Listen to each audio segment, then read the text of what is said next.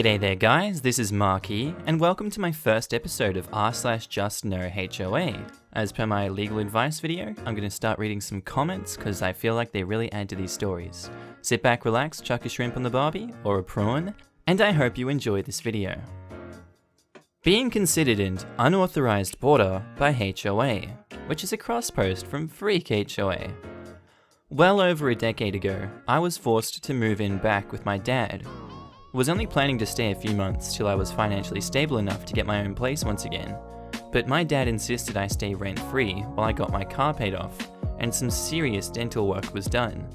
This lasted 4 years. My dad owns a really nice place in a subdivision that had an HOA. For about 2 of those 4 years, things went fine, until a woman who I shall aptly call Karen became head of the HOA. Me and Karen had many unfortunate run-ins in the past. She would constantly ask my dad how long until I move out.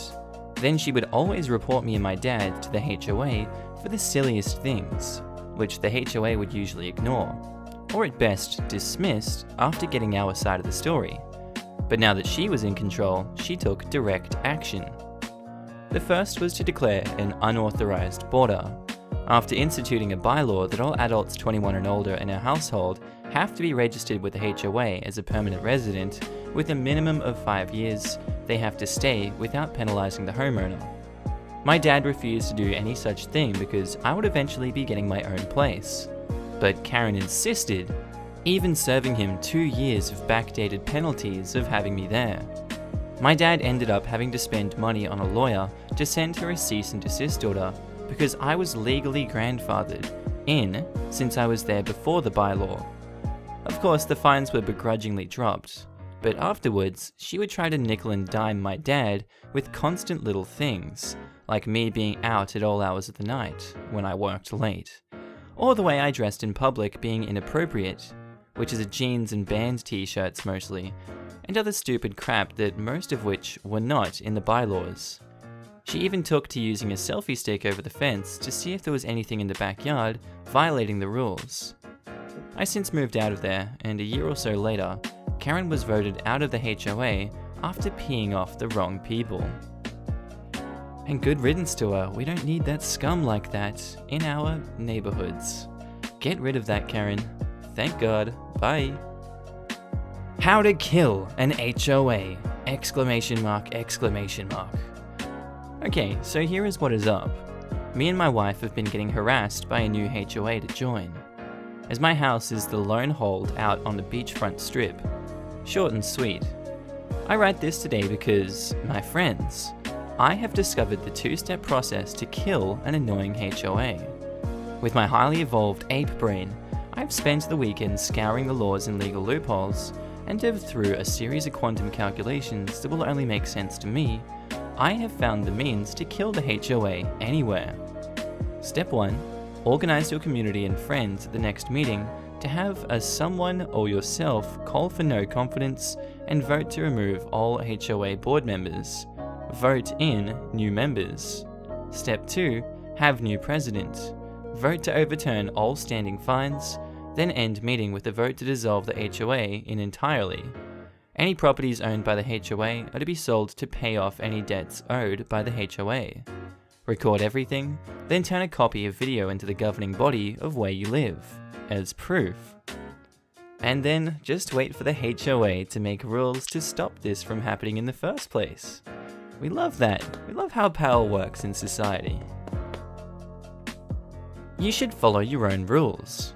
Not my story, but my dad's. Also, not technically HOA, but I think in the spirit of it. Let me know if it's not. Anyway, so when I was 2, my dad bought the house I grew up in. It was a major fixer-upper. In total, he probably put $100,000 fixing it up, if not more. So this is where the story comes in. The city building inspector informed my dad that because it was documented that he spent over $50,000 improving his property, he would have to build a sidewalk, but only in front of his house. The experience would come out of his pocket. If anyone injured themselves on the sidewalk, that abruptly started and abruptly ended, he would be responsible for that as well, along with upkeep. It would also cut about 3 feet into the front yard and would permanently lower the property value. Now, at the time that this happened, the city had completely renovated a park playground, costing well over the $50,000, and this was public knowledge. Also, the park was within viewing distance of our house and had 2 historic trees within feet of the road. My dad wrote a letter to the mayor's office and worded the cover letter in a way that they would have to publicly read the entire letter out loud during a public meeting. The letter basically said to lead by example and put in a sidewalk at the newly renovated park, meaning they'd have to cut down 2 of the historic trees. The public was outraged. After that, the building inspector basically let him renovate the house however he liked, and there is still no sidewalk. Good on him. HOA Exemption. Does anyone else enjoy a HOA exemption? When I bought my home, I learned from the agent that my 0.57 acres had a grandfathered exemption because reasons. I guess the previous occupants voluntarily followed the HOA bylaws but didn't pay dues or anything like that. Now, the neighborhood Karen is all up in arms about me leaving my car in the driveway overnight, as prohibited by the HOA, even though I've explained to her twice now that I'm not a dues-paying member, nor am I obligated to abide by the HOA laws. Edit. Thanks for all the fun and awesome ideas. I just wanted to add that I'm a 20-year-old kid, really. I just recently lost my dad, who has been absent for most of my life, and left me with a nice gift in his will. I bought this house because I always wanted to live in a safe neighborhood and have some non-violent, drug-free neighbors. I didn't think about the possibility that some of my neighbors would be like the kids that used to bully me growing up. I'm trying to not feel the rush of power that comes with not having the same set of rules that they do. That would make me like them. I do intend to buck their system a little, but I don't want to ostracize myself from the people around me.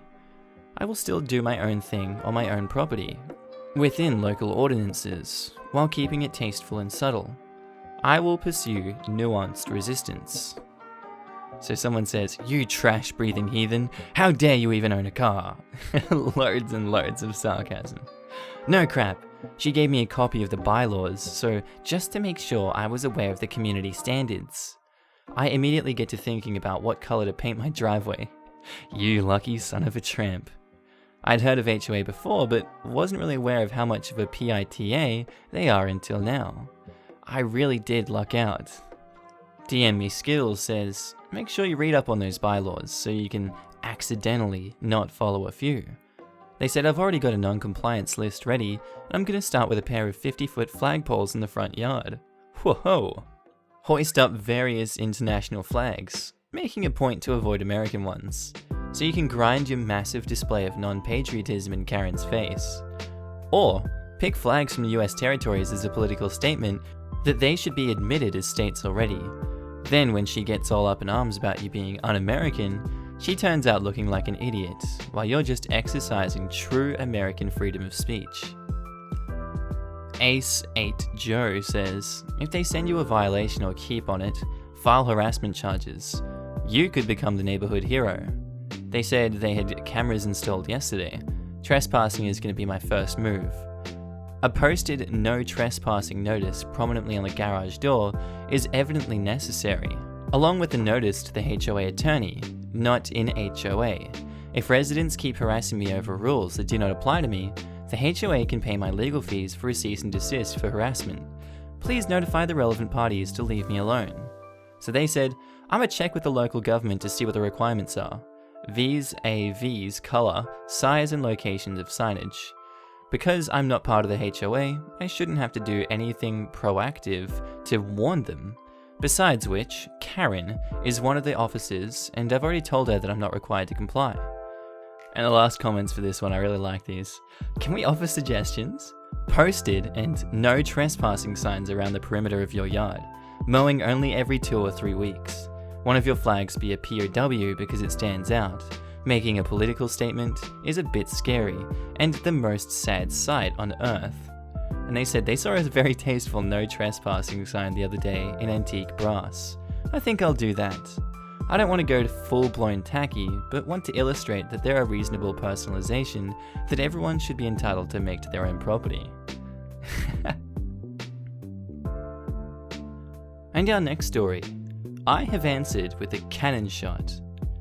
Tuesday, I was issued my first citation for violating the HOA bylaws regarding my vehicle being parked in the driveway. Brittany Karen delivered it and left it taped to my front yard. Of course, I got her on my security cameras, so I sent the footage to my lawyer. She, the lawyer, notified the local PD to have her trespassed and drew up a cease and desist letter to the HOA board. She had her process server deliver the letter to Brittany Karen immediately after the cops paid her a visit at home. Kids and hubby present. This is my El Guapo. This was a continuation of the last story. Before I get to the comments for these two, I'm going to read the next one, which is the final so far of this. And the last one is titled, So It's to Be War Then. So my lawyer called me. The HOA has responded to my cease and desist letter. She emailed a scanned copy to me just before the HOA lawyer knocked on my door with the paper version.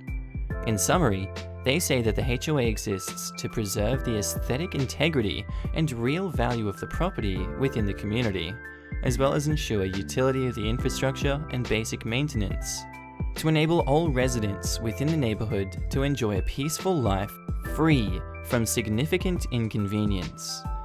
They also state that it is their sincere hope that you will consider the needs of your neighbors and act in everyone's best interest when considering the management of your property, and that the HOA values its relationship with the City of North Canton Office of Code Enforcement. The code inspector just showed up asking how high my aerial HD TV antenna was. Shots fired. The letter reads as half recruiting flyer / half ultimatum, as if they were stating that I should join the HOA for my own good, and then threatening me with code violations if I don't. My lawyer is ready for them. She's pulled the codes and is constantly asking me about things in my house. Most of it is common sense, but there are a few things that you wouldn't think of, like length and location of sump pump discharge and disposal of yard waste. Example, I can't blow lawn clippings into the street, which I didn't know. They're gonna throw a fit when I put my 8-inch privacy fence up around my new pool. Or, they're gonna throw a fit when I put my 8-inch every slat is a different neon color on the facing outside privacy fence up around my new pool. Fix that for you. And they replied, thanks.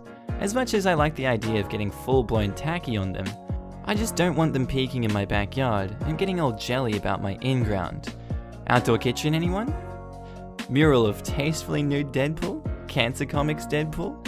Not only 9.7 out of 10, Ryan Deadpool. Oh, have it done at the bottom of the pool using different color stones too. Shiny357 says, City of North Canton, I'm close to you. If you want an extremely large bearded man to sit in your yard shirtless in a lawn chair drinking beer wearing a Batman mask just to piss off the HOA, I'm your guy.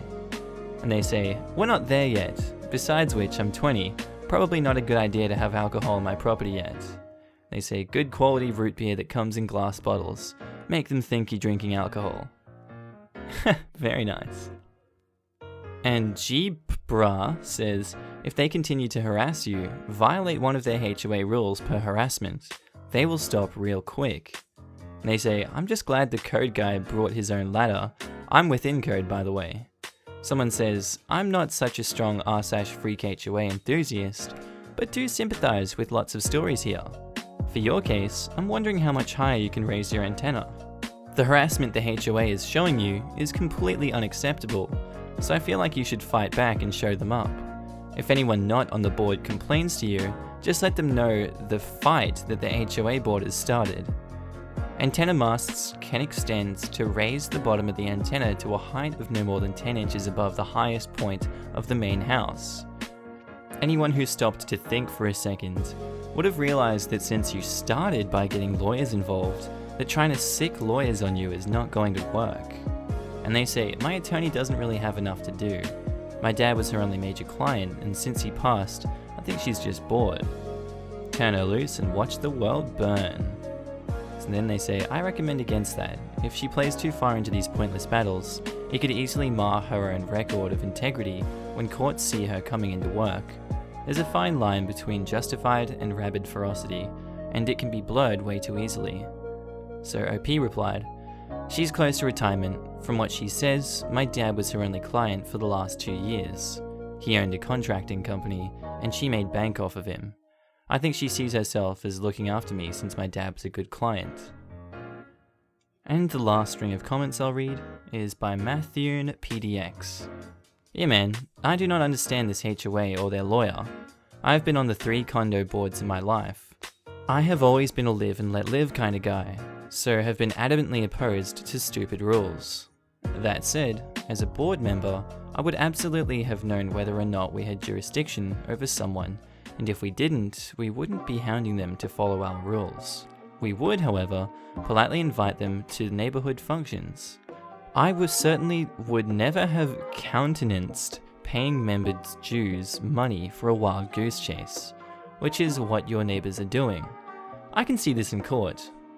Their attorney would be like, Your Honor, we submit evidence of violations of rules XYZ. We seek to recover fines and attorney fees. We submit the HOA documents and evidence. And your attorney's like, my client is not, nor has ever been, a member of this HOA. We submit our client's deed and evidence. We seek legal fees and a permanent injunction against the HOA. And the judge is like, order, order! Summary judgment in favor of OP, in the amount of $X for legal fees. HOA Y is permanently enjoined from approaching the OP again. These people have crap for brains, including their attorneys. And OP says, yeah, that's the rub now. They aren't going to come straight after me. They're going to use code enforcement. I'm going to talk to my lawyer about getting a professional inspector in to make sure I'm 100% in compliance. Maybe have them come in with the code enforcement to get a sign-off. Alright guys, I hope you enjoyed this episode today. Tell me what you thought about this r/JustnoHOA kind of episode, and if you like this kind of content. I'll be bringing more out when I can, and as always, I really just hope that you had a great and happy day. We'll see you in the next episode. Tell me about your HOA stories, and if you're lucky I might feature one of them in these. As always, have a good day guys, and I'll see you in the next episode. Bye!